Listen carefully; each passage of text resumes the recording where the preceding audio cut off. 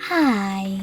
In front of me is INFINIX Note 30 Pro, and today I would like to show you how you can switch on or off adaptive brightness.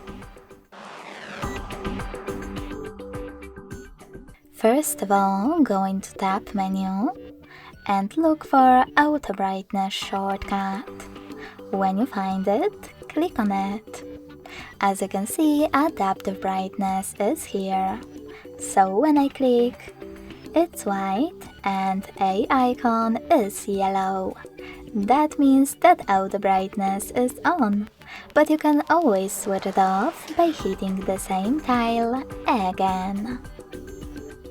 If you want to, you can also go into settings, scroll down and tap on display and brightness. Following that, click on this switcher next to adaptive brightness feature to manage it. Thanks so much for watching. If you enjoyed this video, don't forget to leave a like, comment and subscribe. Bye!